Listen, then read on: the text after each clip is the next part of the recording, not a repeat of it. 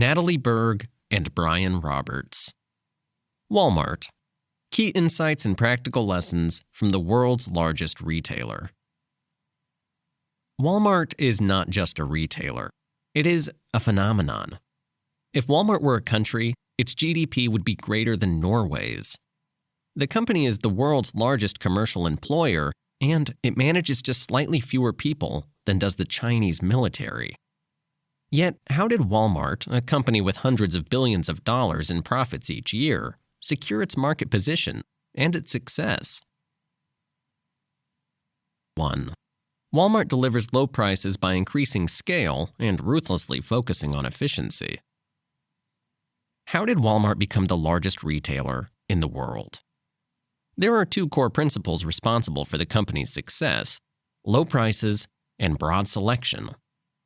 Let's start with price. Walmart's pricing policy is famous in its own right. The company's policy is called EDLP, Everyday Low Prices, and Walmart works hard to deliver on that promise. But how do they manage to do so? In a word, efficiency.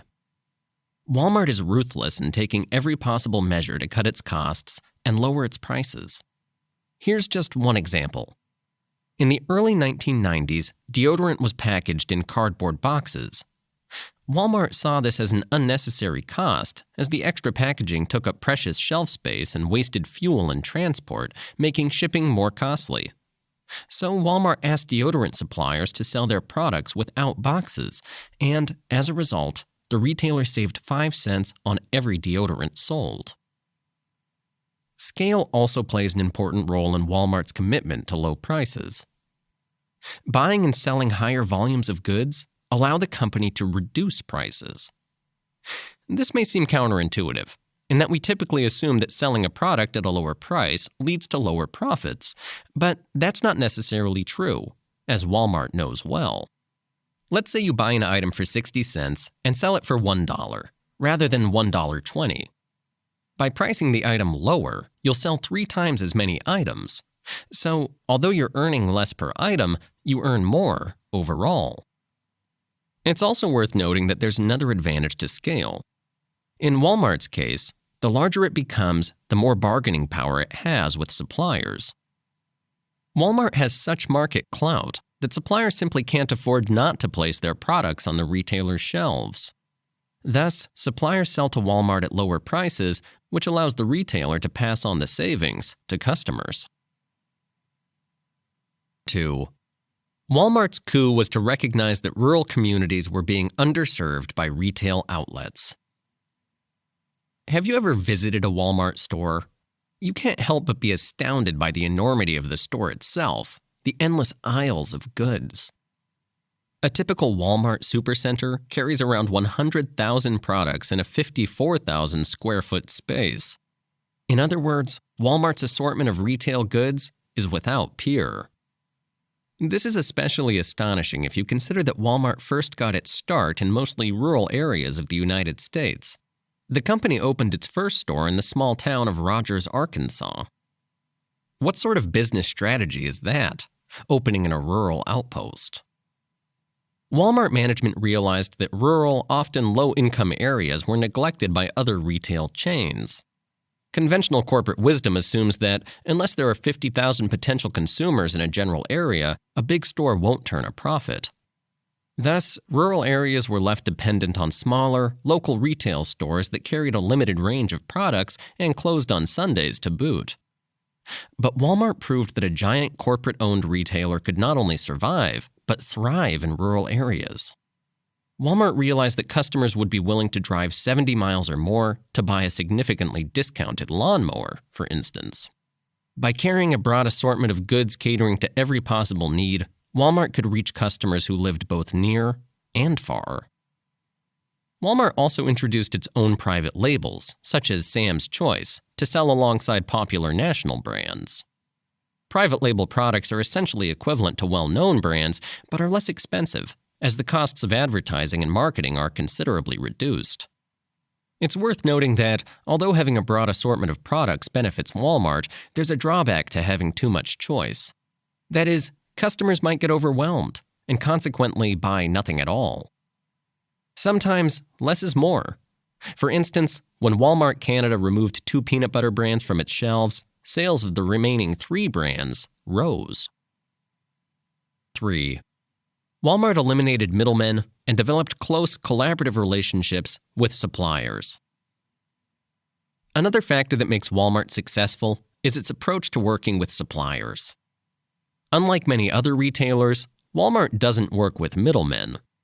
This policy came at the urging of Walmart founder Sam Walton, who disdained distributors. Middlemen weren't creating anything of value, he reasoned, but were simply getting paid to sell products produced by someone else. Walton rightly surmised that by bargaining directly with manufacturers, the retailer could save money.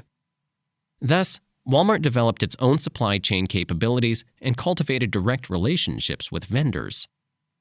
In the early days, however, this wasn't easy. Walmart's negotiations with suppliers were ruthless, with each party fighting tooth and nail to get the better deal. But this changed one day, as Walton was on a canoeing trip with friends. As it happened, the vice president of Procter & Gamble, a consumer goods manufacturer, had also been invited.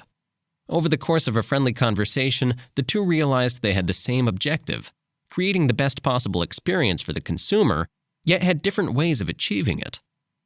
They also discussed the fact that Walmart and Procter & Gamble were operating with basically zero mutual trust and bare-bones communication. To change the situation for the better, the two managers created a Walmart P&G team to improve communication and collaboration between their companies. These kinds of close supplier relationships eventually became the rule, and not the exception, for Walmart. Even though the retailer never fully abandoned its ruthless negotiation style, Walmart has expanded its relationships with suppliers, participating in product development, test marketing, package design, and data sharing. Ultimately, these collaborative relationships have led to increased efficiency and lower prices. For example, Walmart shares data on item-level sales with General Electric so that the supplier knows exactly how many products to deliver and ship to Walmart every day. 4. State-of-the-art technology has enabled Walmart to manage a logistics empire as well. Walmart's eventual logistics mastery started with a simple problem.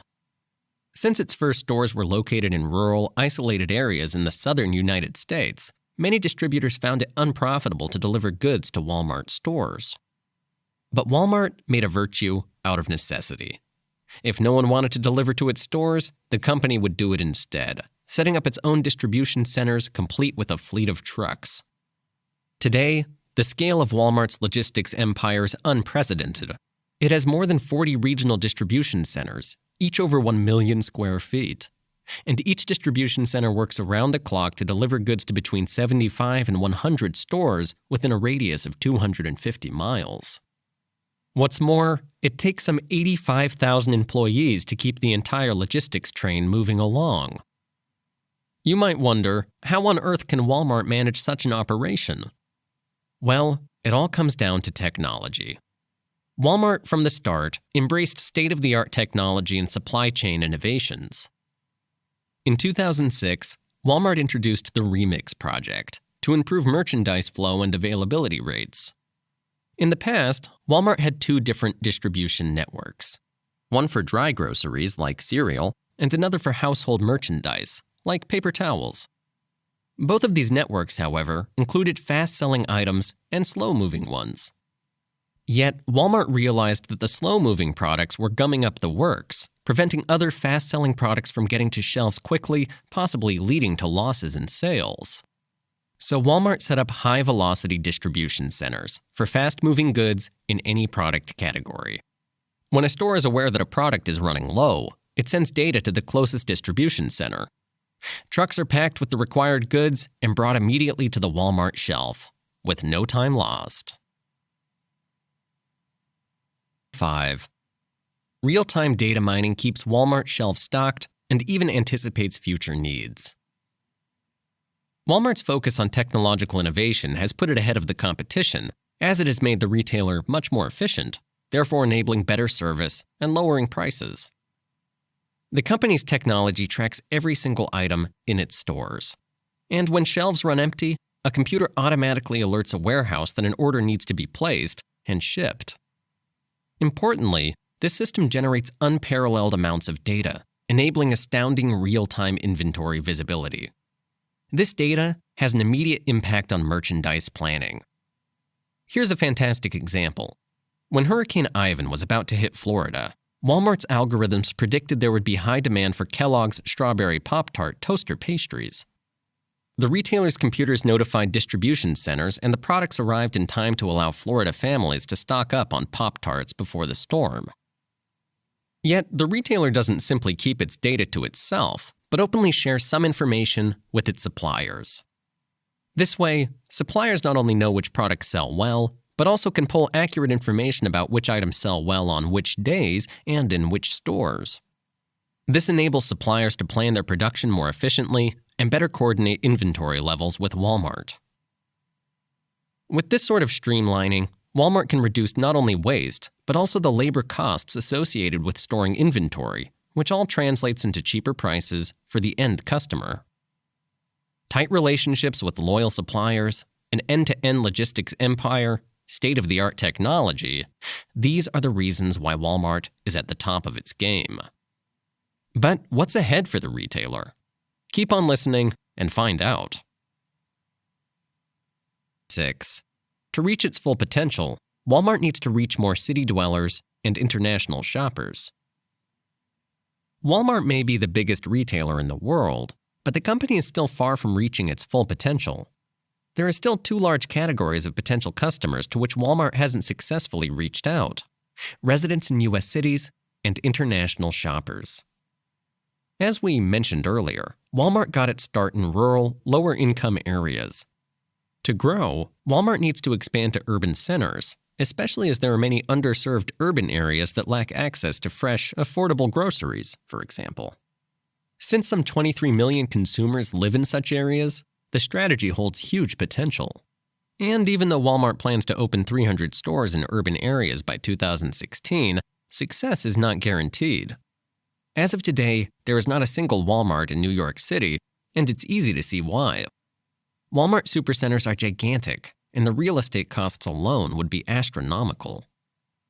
There is a simple solution, however, which is to make the stores smaller. And that's precisely why the company introduced Walmart Express in 2011. At just 15,000 square feet, these stores will still be able to offer 3 times the product selection of an ordinary grocer. The company is also taking seriously its global expansion plans. Walmart International is already active in 26 markets, making it the 3rd largest retailer in the world, behind Walmart US and Carrefour.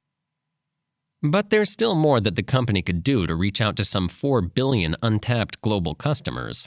The company's long-term potential, especially in countries like China, India, and Brazil, is huge.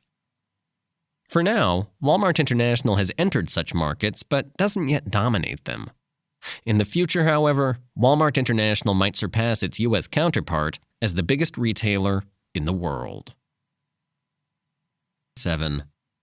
Amazon, with even lower prices and more choice, may beat Walmart at its own game.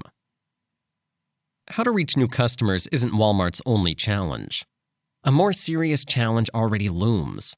Analysts expect Amazon to have overtaken Walmart as the world's biggest retailer by 2024.